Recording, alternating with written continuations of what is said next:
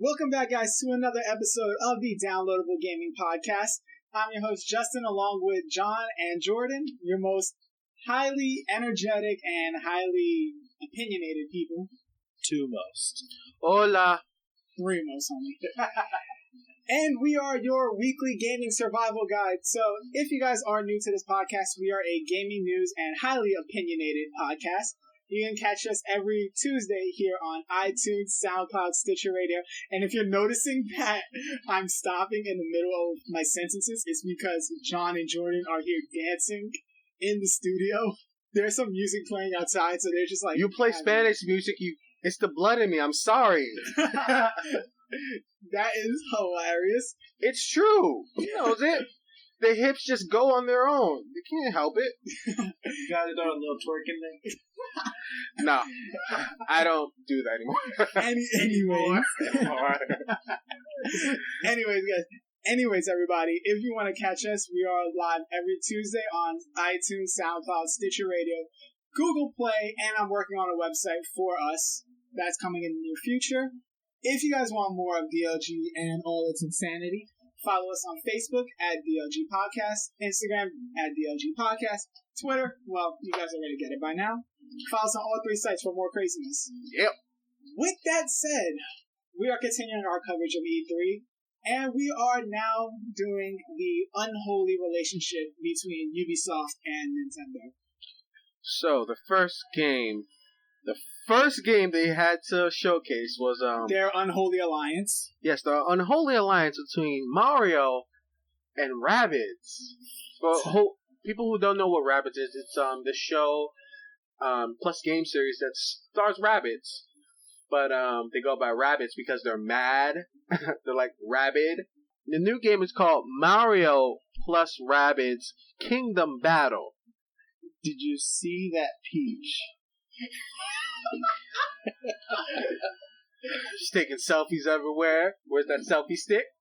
No, this game, to me, I'm not really looking forward to it. I love Mario. I've been into Mario since I was a kid. But this one, it's just... I don't like the movement system. It's really similar to XCOM, where the turn-based movement and you only have a few spaces you can move or one or two actions you can do.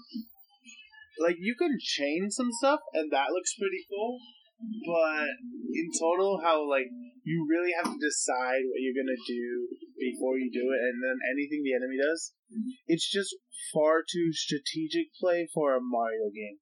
But, I'll be honest, even I'm calling it an unholy alliance, I'm still getting this. I'm going to literally go out and buy a Switch for this game, plus another few games Nintendo is releasing, because I love Mario, and I never bought a Wii or a Wii U, so I've been away from Mario for years now, and I can't take it anymore. I need to play Mario games again. Okay, so I've been a Mario fan too. I've been a Mario fan since Mario 64. Actually, no, I've been a fan ever since, Donkey Kong, where, he wasn't even named Mario. I've been a fan since Super Mario Sunshine. See, you're a more recent Mario fan. But, and first off, let me apologize if you heard something like Slam Close. I love Spanish music. I love my culture. But when I'm recording a podcast, I can't have it playing. Wepa! No, but going back to this game, this is so different from any Mario game I've ever seen in my life.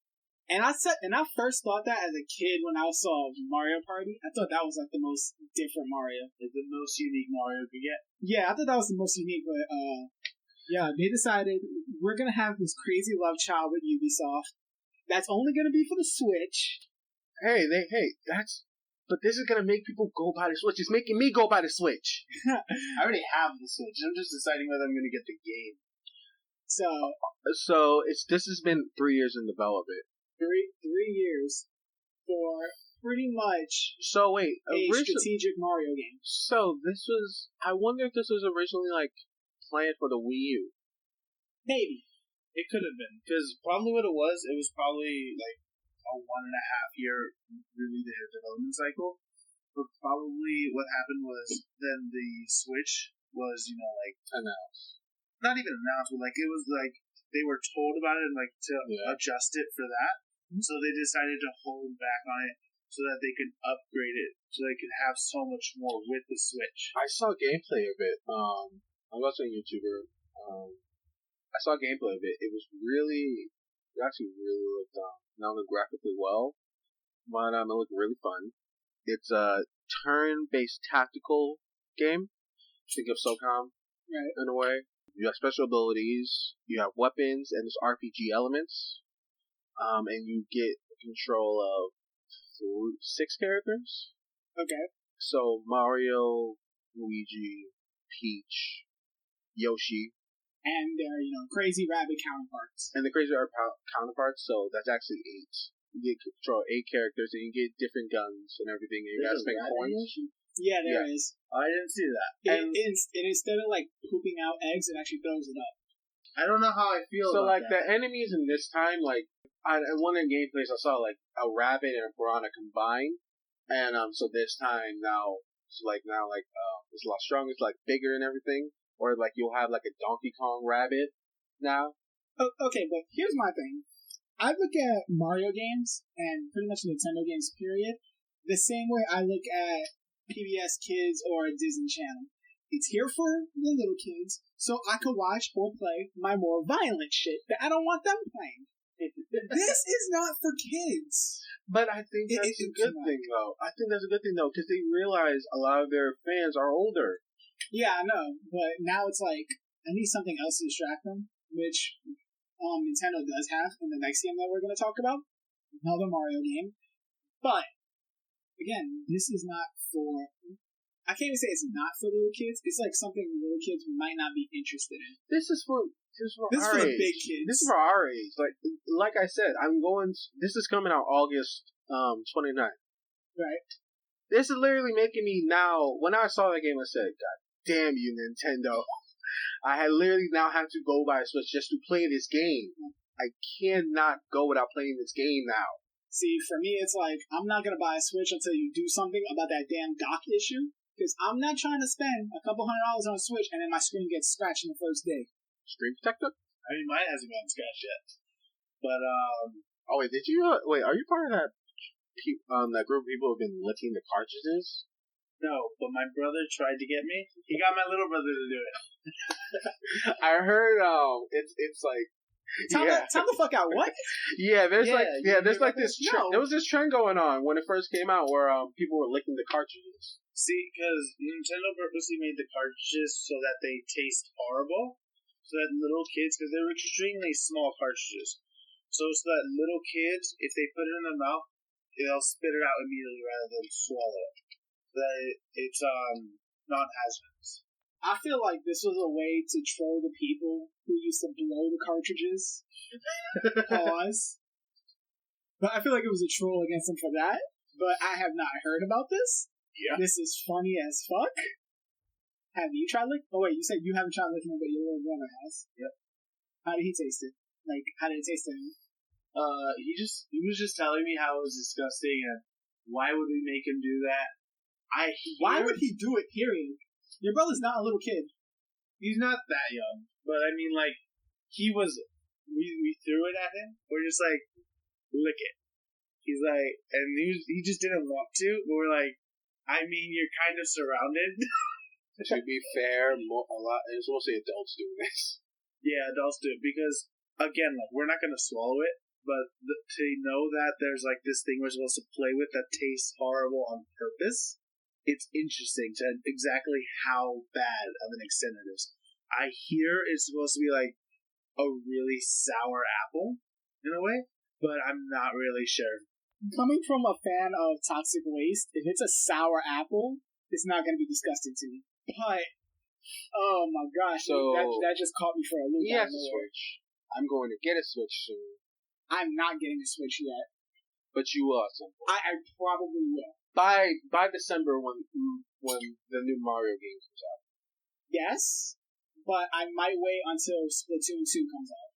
It's coming out this summer. Shoot. Alright, and then it has to be when the Mario game comes out. I'm trying to make upgrades to the studio. I know. So my money's ready. But it's definitely like in like your list of like things to buy. Nintendo Switch is there. Yes, because I have not been a fan of handheld consoles. Like, the most I had was like the original DS, and then that was it. I have the 3DS. See, I'm not a big fan. But the Switch, with the games that it has, makes me want one. Yeah. Nintendo was really good at marketing on games there coming to the Switch. Yeah, but like I said, I will not get one. Either until the end of the year, because I do kind of want the Mario game. But B, until they fix that damn dock issue. That's pissing me off. They most likely will. Also, especially with the Joy-Cons, where like the left keeps disconnecting. Oh, there's also an issue that if you put the Joy-Cons in like the wrong way on the controller, like the model, it gets stuck. There's videos of people actually trying to like, get it loose, and it's not ending well. I'm really most likely not even going to really use this. I'm going to be using the Pro Controller anyway. Yeah, like I remember my little brother was trying to put the Joy-Cons back on, and he put one of them in upside down, and that was stuck for about a half hour. We were pulling it and yanking it, and for a second I thought we were going to break the Switch, and this was like the second day we had it. So I understand, like, if you put it in wrong, it's gonna stay there unless you really like risk breaking the Switch. That's what she said. I had to. I couldn't help myself. I know. If you put it in wrong, it might get stuck. But when you make the blowing joke, you say stop. No. Yeah. I'm gonna be playing. I'm gonna have the problem. I'm really gonna just be playing with the Pro Controller because it reminds me of Xbox controller. And that's what I'm used to. Plus, it's really just the best controller ever made. So, I mean, I'm probably just gonna play it like it's a PSP, the way it is. Because that's the way I see it. I see myself not playing it at my house. I see myself playing it outside. That train ride from here to our school. That's true. But I'm definitely going to get the colorful one, the colorful model. I'll probably also end up just getting the bundle with the Zelda game. That's the one I got. Yeah, I'm not really into Zelda, and plus I was never going to like just buy a Switch just for Zelda. If I can just get on the Wii U. See, I haven't gotten a chance to play Zelda yet, because my little brother's always on it. The main times I use it is when I'm playing 1-2 Switch. It's the arcade style. Yeah, I've seen all the games. It's fun. It's definitely like when my cousins come over, take turns playing games. It's just like a nice, fun thing to like just pass the time. I think by December, like, with all these new games, definitely going to be a lot of Switches being sold. Alright, so we just spent the past, like, dozen minutes talking about this Switch and, the crazy love child. So let's bring it back. Because there are other games that we gotta talk about, especially when we get to Ubisoft, but let's just talk about the other main game from Nintendo. And we could finally say the name Super Mario Odyssey. This game, you know what? Now that's gonna compete with Rabbids for the most unique Mario game I've ever seen. Just because of the fact that you could take over other people, other objects. They added a 2D feature. 2D features. I did not see that coming, and it's so cool how they like went back to their. It's so cool, but I feel like, did they tell you like what the storyline is? Because I feel like I got a hint of it. So Bowser's trying to marry Princess Peach, and he's hired these giant rabbits as sort of like wedding planners. Right. And so they got more not the rabbit rabbits. No, these are actually Rabbids. The other ones are Rabbids. But they told me these enemies, you get to fight them multiple times throughout the story. Yeah.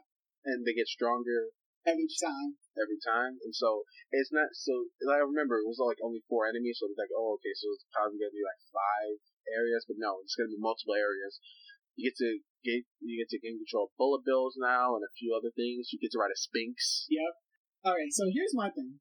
I get, all the other Mario games kidnapping Peach, but how the hell did you manage to kidnap Peach and put her in a wedding dress?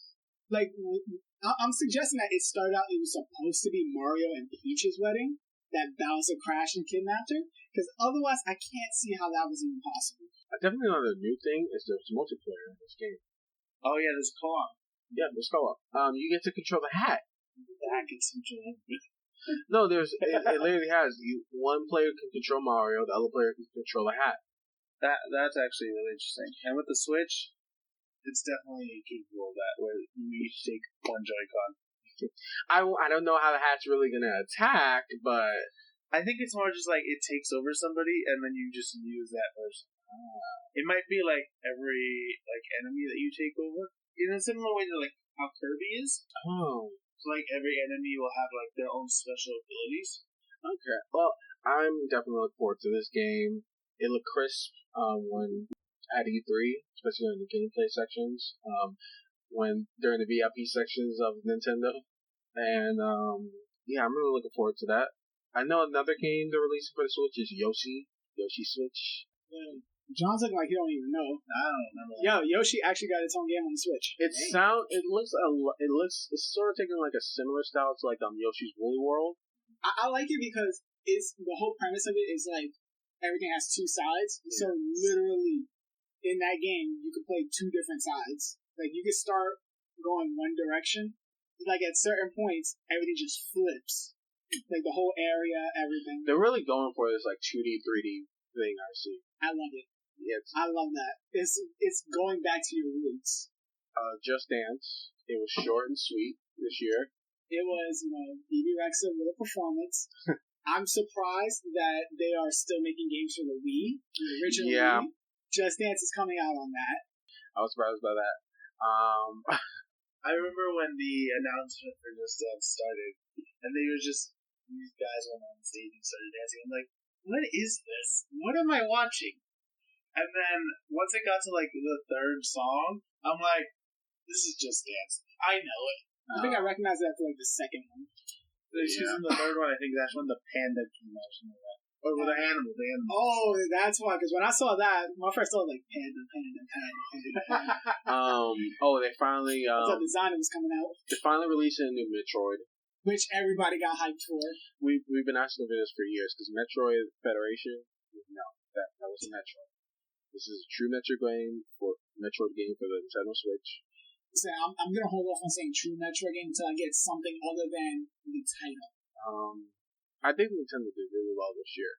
They knew what they had to do. It wasn't like last year where like all they had was just Zelda, a little bit of Pokemon, Zelda. This year they actually showed more of the games. They knew, okay, we have the market hype with the Nintendo Switch, and we need to sell more. Let's bring out games. Yeah, and we need to sell more. You're actually showcasing games that people will say, "Oh, okay, I need to really buy a Nintendo Switch to play these games." And I know we brought this up before, but Splatoon 2, that's a good game that makes me want to buy the Switch. Rocket League's coming, and it's crossplay. Mm-hmm. And it's crossplay with PC, tablets, mobile, Xbox. Yeah. Minus Sony. Oh, that's something I'm going to talk about when we talk about Sony and Microsoft. Yeah. I got stories about them. Yeah, they're really fucking up this year. But we are done talking about Nintendo. They did really well this year. Short, sweet, lots of new games. There's a lot of indie, like smaller and indie. I'm glad they're starting to get more into indie. Yeah. That's a good move for them. I don't know if they're indie, but they're a lot smaller games that I haven't heard about. Because, I know, there's really working on the third party. Right. But they need to also work on the indie. Because, what Microsoft is doing, they're both working on... Microsoft's working on, first party and indie. Nintendo needs to work on third party and indie. So, right. I like the companies are focusing on the last two games, because then you really gotta go to Ubisoft. So, FIFA 18 and Skyrim both coming to the Switch. Plus the DLC for Skyrim is also coming to the Switch. Plus the DLC. Too. Plus, you can dress as a Link.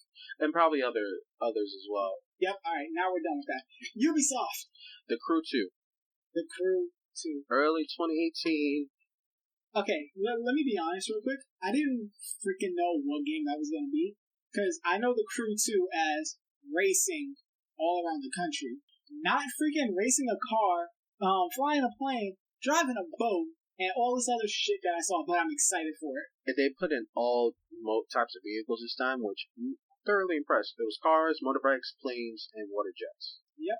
It's funny, because I seen actual gameplay of it, and it's not like, oh, you have to go to a garage and switch in between. You can actually switch to either or in the middle of driving. There was one part where he was driving a red car, went off a ramp, all of a sudden he turned into a red plane.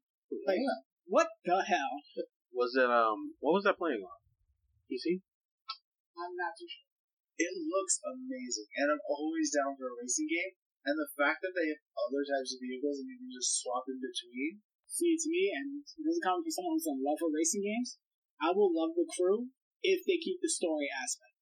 Like, if I could, build my crew again with them giving me, like, certain perks each time, because I had a crew member who gave me a discount on engine parts, a discount on graphics, someone could, like, lower my police level, things like that. That's something I want to see. But that's out the way. We didn't get to see much of the crew. I got to see that one little part off the ramp last week. Beta access, you can acquire that at thecrewgame.com/beta.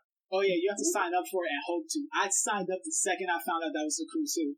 I remember that we went on the website and it was down. It got a lot of traffic there. We crashed the website and there was just the Rabbids on it saying, "Oh, you crashed. You broke the internet."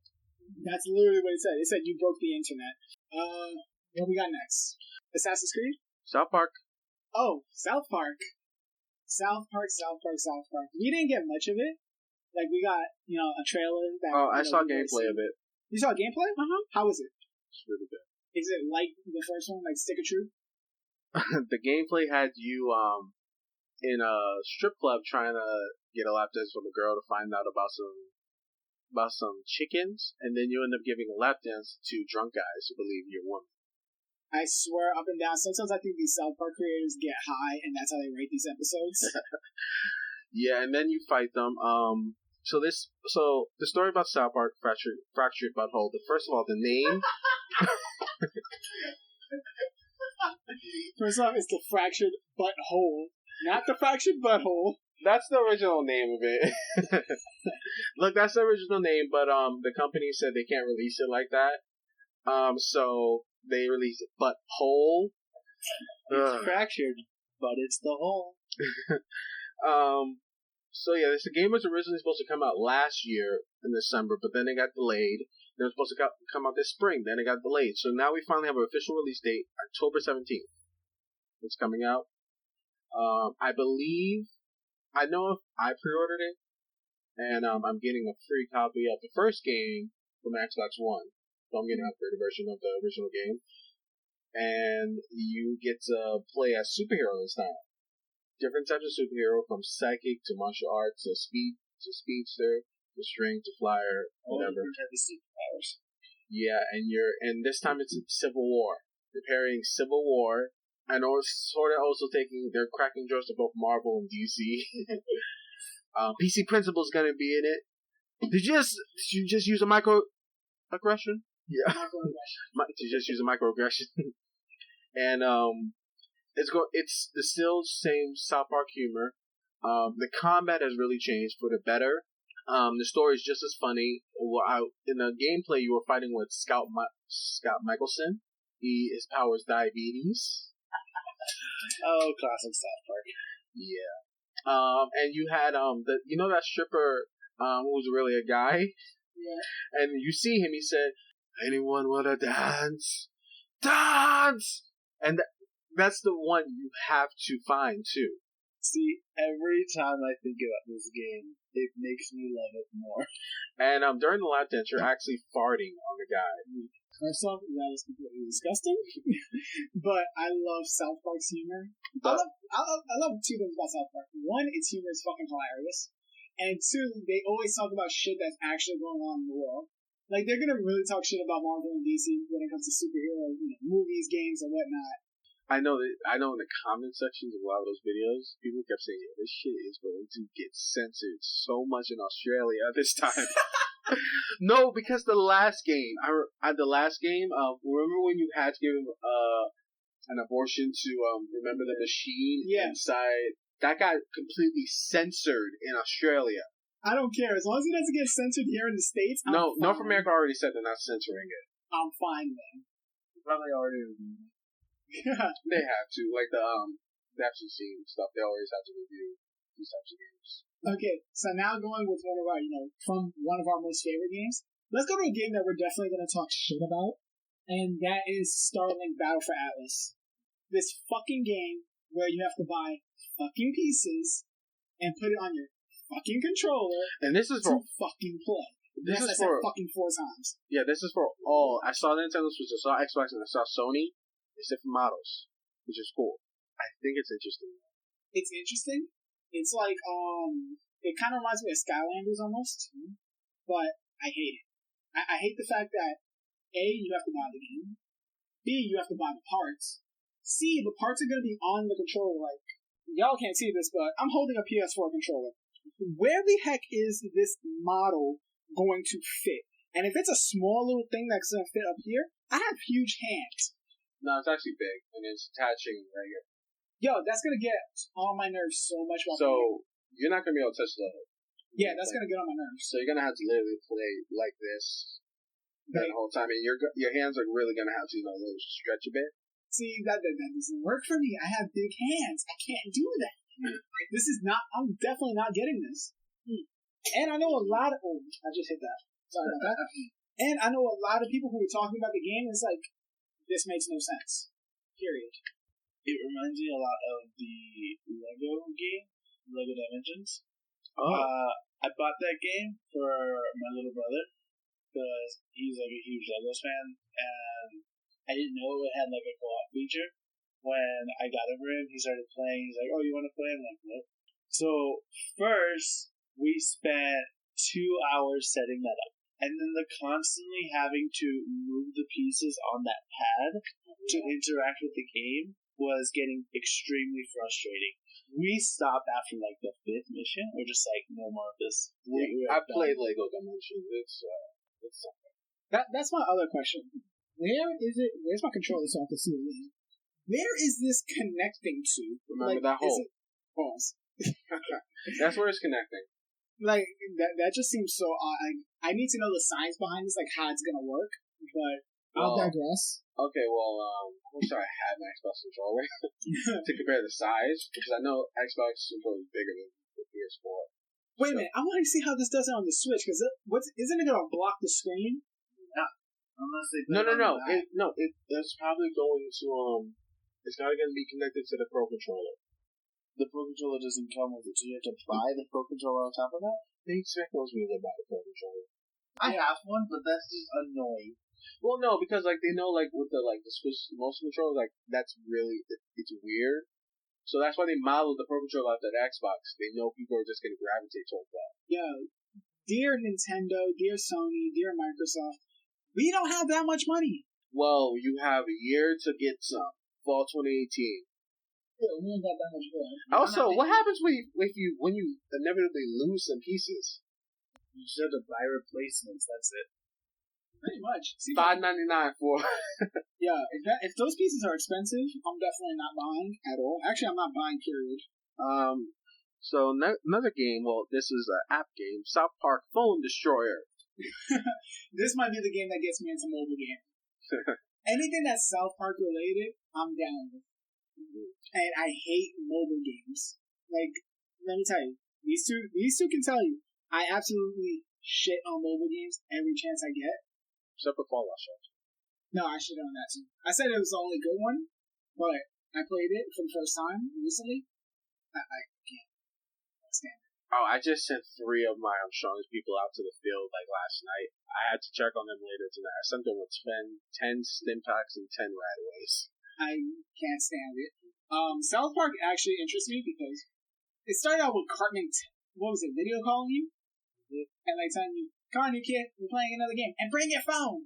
That was my best impression, and you get to, I'll never do it again. You get to be different types of characters, from Indians to war chiefs to orcs to everything you want. Princess Kenny. I'm probably gonna get this. When does it release in Gina? They didn't say. Probably this year. I would hope so, because I'm actually really interested in this game. So, I hope they don't take a premium model though. I honestly would prefer to pay $5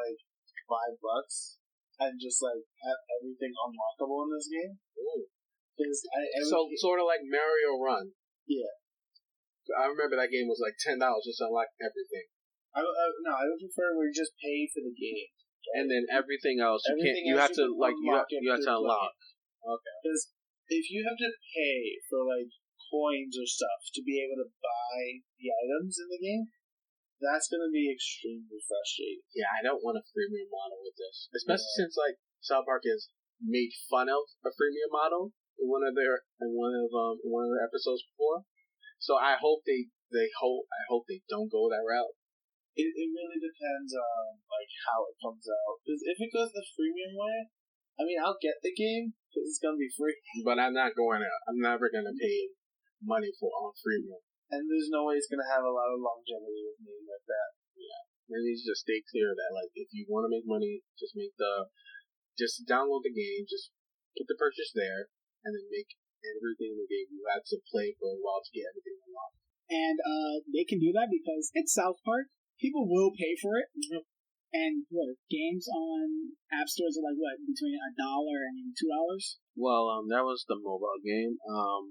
We got a few more. Transference 2018. Don't show the trailer of it. I don't know jack about that game. Skull and Bones. Skull and Bones I'm interested in. There's actually 2 pirate themed games I'm interested in. Skull and Bones and Sea of Thieves, and it's because they're 2 completely different games.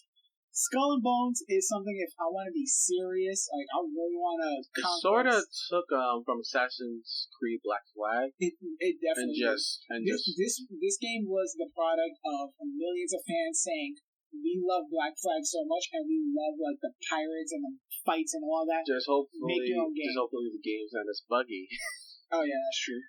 But again, Skull and Bones definitely that serious pirate thing, and then you had Sea of Thieves, which is that comedy aspect to it. So in this game, it's a shared systemic world. So that server's going to be loaded to hell. This is Ubisoft. Their servers have to be top notch for this. You get to customize the ships, loot hunt, 5v5 team-based PvP. You get to control different types of ships, and it's about coordinating. The different ships have different strengths and weaknesses. I like the fact that you can damage a ship to the point where it's about to be destroyed, and then just like pull up next to it, you can pop over and grab their ship. You see, that's what I hope for. Like where like you can actually raid ships, and then you get to like someone else gets to commandeer your ship, and then you and other playable people, get your captains. You're on the ship fighting in real time. See, instead of like a cutscene. For me, I know I would be the guy who, when my ship gets raided, I would find a way to sneakily hop over to their ship and just hide and slowly take them out one by one until I take over their ship. Yeah, I was thinking, it'd be dope. Let me just say something about that. I know that's not going to work for you because you suck at stealth. Your best bet is when you get boarded, you're going to board their ship and you're going to kill them out right then and there. You know what would be dope is if your ship is damaged, you get to just go on another ship, kill them, and you get to take their ship.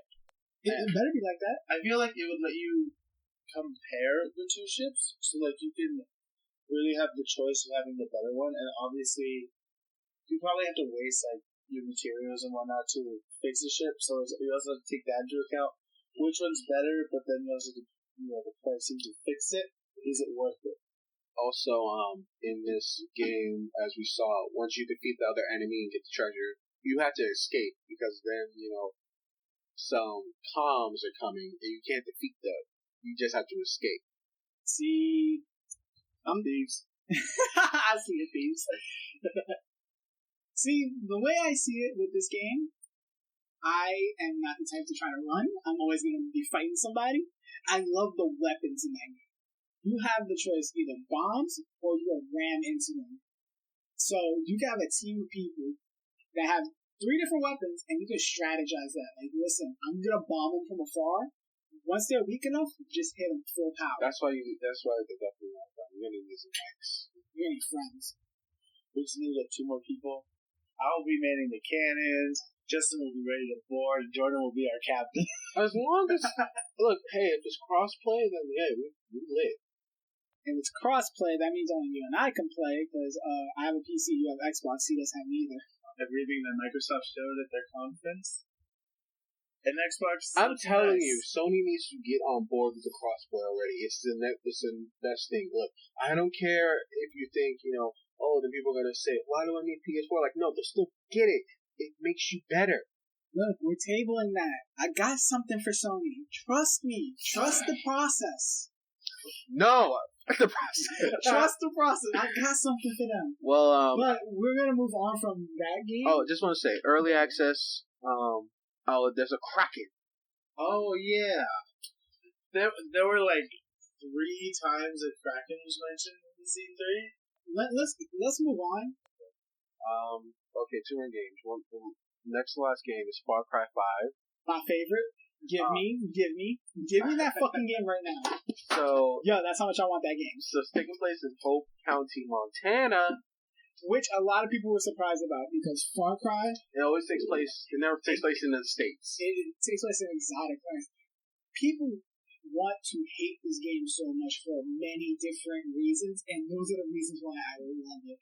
They're like, oh, you're making fun of white Christian Americans. Listen, U.S. isn't perfect. We have our fuck-ups. We have our flaws. Cult. Oh, the other thing they say is, why are you making fun of Christians?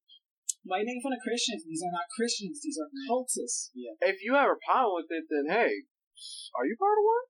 I mean, if you got a problem with it, sucks to suck. Like, hey, that's not gonna stop me.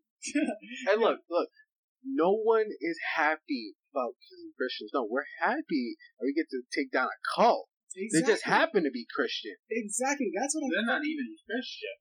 They're extremists. Yeah, it's like they're terrorists. It's like they built their cult on the basics of Christianity. They're terrorists. They took it a whole nother route. Again, they're terrorists.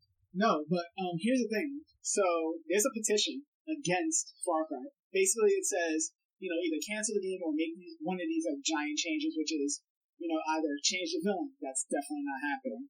Change the there was one that was like making more diverse because if you look at the cover, it's all white people. There's one black person on the cover. Is this the PC Brigade or someone else or another group doing this? No, this is on change.org. This is the actual petition. No, like who's like spearheading this? Is this like the PC Brigade? I have no idea, to be honest. I didn't read who it was. I just read through it, and I was just like, what the flying fuck is this? So it was like, do that, and then at one point it was like, change what it's, not necessarily change the villain, but make it so it's something that's more notable. Like, it says extremists, it says Islamic extremists. No. Let me finish. It says Islamic extremists or inner city gangs. First off, cults are fucking extremists. Yeah. And second of all, there are Christian extremists. They shoot up nightclubs every fucking year. Yo, some bullshit. No, you're not exempt from this anymore. I'm tired of the media never calling them what they are. They're Christian extremists. Yeah, that's true. But we're gonna get away from that hunk of bullshit that we all don't agree with. Also, plus Montana, you guys should be happy. You're actually finally... No, it's nobody in Montana. It's nobody in Montana. I was about to say, they're actually finally getting recognition for once. Isn't. First off, there was another thing that was like, change the setting of it from Montana, because nobody really thinks much about Montana. Where do you want it? New York? Yo, this was... Yo, imagine if it was in New York. But no, this was the reason why they said change on that shit. Here's the reason why they tried to sugarcoat it with the whole take it out of America type OD. There was anti-Americanism may work in some countries, but this was to Ubisoft. As the country that makes the majority of your market, you don't need to do this to us. And then here's how they finished it. Make it in Canada. Literally, I could show you the petition. And if you look at if you type in change.org Far Cry 5, it legit says this. I'm not down with this whole nationalism bullshit y'all want to keep spewing about this. I'm not following that. Make it in America. I don't care. Yeah, honestly, you get that the villain is very patriotic to America, but it's not even just it's making fun of Americans. The game takes place in America, and the extremists are very patriotic about their country. So this is just a natural thing that you would see with almost every extremist. it's just, it's not making fun of America as a whole, but just this cult of people who are twisted and they believe in things that are, obviously right, which is why you're there having to fight them because you don't agree with them. If you did, you would join them. So it's more of just like finding what's right and fighting for it. I'm glad they're taking swipes at this whole patriotism. Because, seriously, a lot of people just go overboard with it. Especially now in America. Like, they're going insane amounts of patriotism. Now, let's get away from this, they are anti-American bullshit. I'm going to make the last comment, and it's about that whole change the setting thing. Here's the thing how Ubisoft does it, and here's the thing how the Far Cry team does it. When they pick an area to base a Far Cry game, it's not just like, we're going to look at pictures of it, and then we're going to draw based on that. No, they actually go there for months. They look at the environment, they look at the people, they talk to the people. They get a feeling of how, the culture is over there. They went to Montana. So, you might want to be asking yourselves, why would they do like this? Well, boom. And even in the game, you're going to run into NPCs who are not a part of the cult and don't agree with them. And you build your army, your rebellion using them. Like, keep whatever political, sentimental bullshit out of our fucking games. Do not bring any of that shit into our world. But getting away from that, let's just go a little bit into the game itself. We got gameplay of it. I fucking love it. You have, and I love this one like gameplay trailer. It's guns for hire, where you get NPCs to actually like have sniper rifles. You have fangs for hire. I fucking want this. I've been a fan, and we talked about this whenever we talk about original Xbox games. I'm a Dead to Rights fan because you had Shadow, who was the dog that you can attack people with, find bombs, find weapons with, and to have that in a Far Cry game is lovely. And then let's not forget about the co-op. Yeah. I would love it if they would implement it where in the co-op, the other player can also control the dog. I would love to swap and just take over the dog. You get to maul people. Yeah. Just run in and take everyone down. You can like scream like, let's good. Yeah, but that's that. Oh, there's also I forgot what it's called, but I know it's a pilot. One of them's a pilot, one of the NPCs. Yeah, I got the names. It's Boomer, Grace, Armstrong, and Nick Rye. Nick Rye's the pilot, and I love that because the way they said it is it's necessarily based on the NPC that you choose. It's almost like the style of gameplay you're doing. If you're Boomer, you're more like the silent type, because Boomer could attack people quietly. If you play with what's her name with the sniper? Grace, is it? Yeah. Okay, so if it's Grace. If you're playing with Grace, that means like you have someone to watch your back, but you're still like that silent type of shit hits the fan, you have someone at your back. If you have Nick, you are going loud and proud because he is dropping bombs, and that is John. John is the type to just want to, all right, I'm going to bomb this person, and then we are all going ham. Oh, I'll be Grace because I'm like that. I'm the kind of person who, at the moment that I'm surrounded by the enemy, I would just say, bomb me. Bomb me, and I'm taking all these motherfuckers with me. He's gonna be coming out with like twin machine guns, that whole strap full of bullets on him. He has an American flag, around his head. He has that camouflage paint, and he's going like, let's go. And he's like, yeah, but I'm looking forward to this, especially because I know Far Cry has great storylines with their games, so I'm looking forward to the story behind everything. I'm looking forward to like the secret endings that they have because they always implement these. I really want to. One change that they made that I love. So you know how in previous games you have to take over outposts? Okay. There's no outposts. It's like little neighborhoods. I can't even call them counties because, Hope County is a county in itself. It's like little parts of it. You take out all of them, and you have like buildings that you can go into, like bars and whatnot. That's when you get like some of the NPCs that'll help you out. I'm just excited for this game. I'm pre-ordering it. I don't give a fuck, especially the pre-orders that you can get. It's like a DLC where you got like weapons, skins, or whatnot, and also like temperature changing mug if you go to GameStop and pre-order. Yeah, so I'm confident. I was dead ass about to buy this game the other day. I went on to the PlayStation Store and I said that they were having the best of E3 sales, and this was on there. It wasn't actually on sale, but it was just like showing it. And I'm like so tempted to just hit buy. I'm definitely gonna pre-order Far Cry 5 as well. I hope it has crossplay, because then me and Justin, we're gonna be on that co-op. Not Sony, but I might get an Xbox actually. Yeah, I really like. I mean, I'm debating because I usually get Far Cry games for my PlayStation. So if I go into PC, maybe. Like, if I get it for PC, Jordan, you and I are playing. Or Jordan, you can come over to Sony. Don't do it. I'm not. Don't do it. I have. I look at the last Sony. Last PlayStation I had was PlayStation 2. Look. We're tabling this. We're close to that episode. Okay, the last game, and this is going to be super short. Beyond Good and Evil 2. It's finally here. 3 years in development.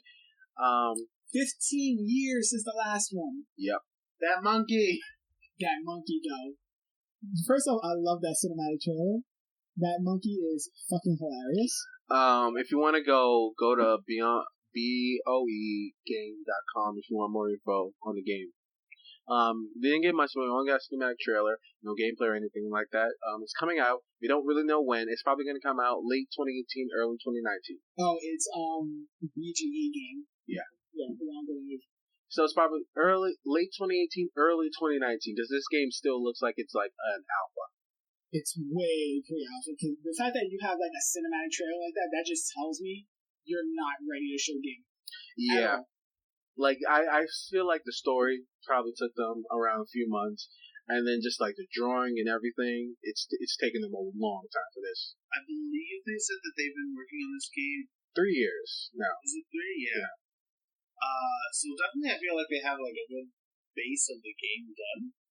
Yeah, but like not to the point where like they can show like a full gameplay like they did with like Sony did with like Spider-Man.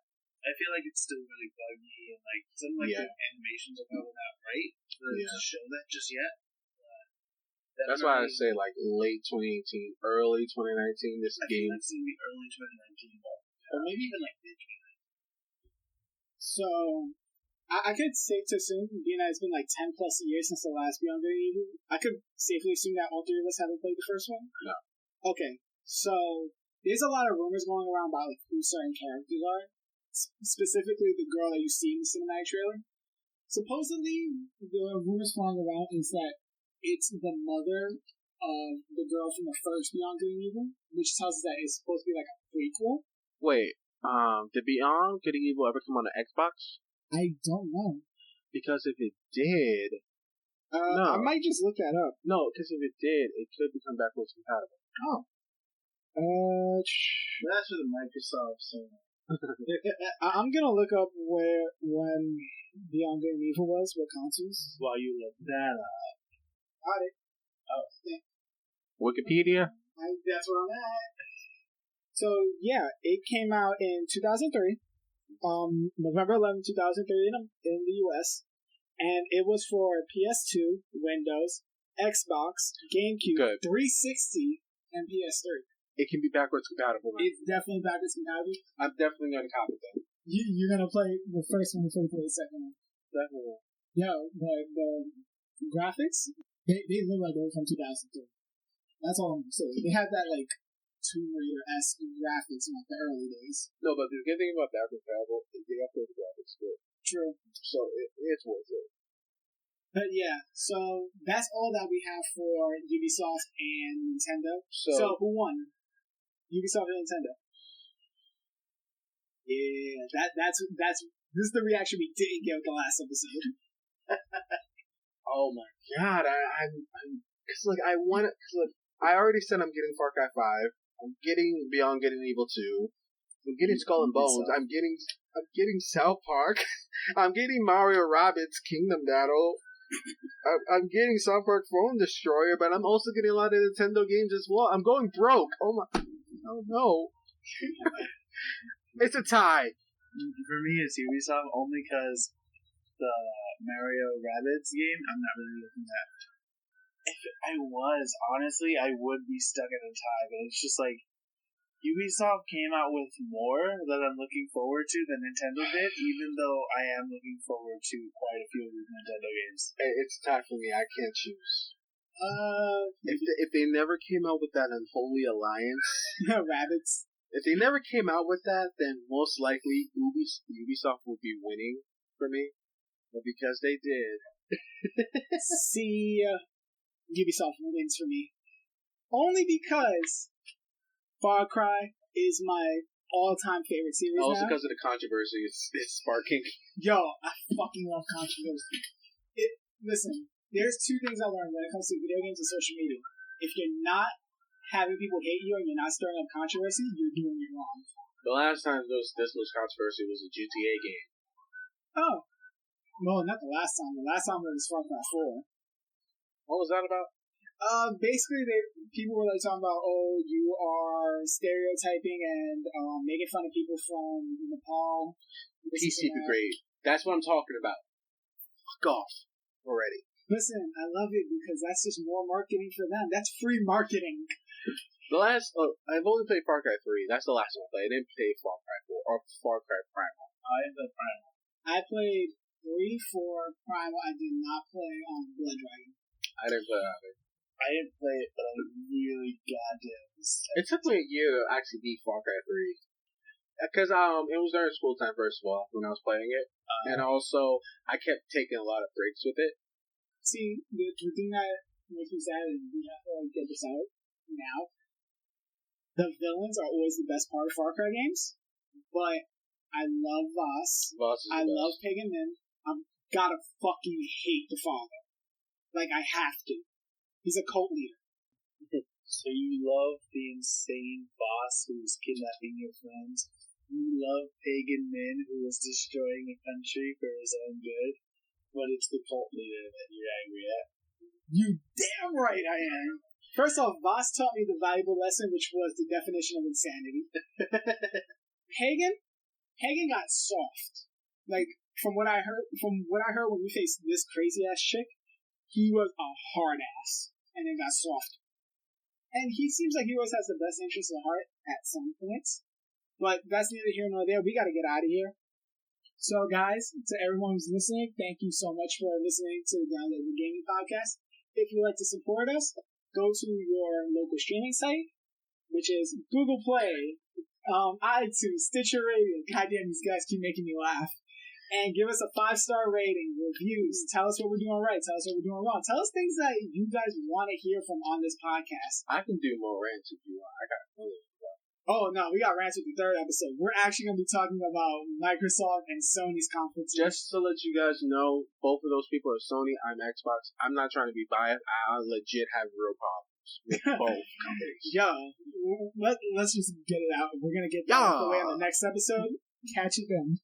See ya.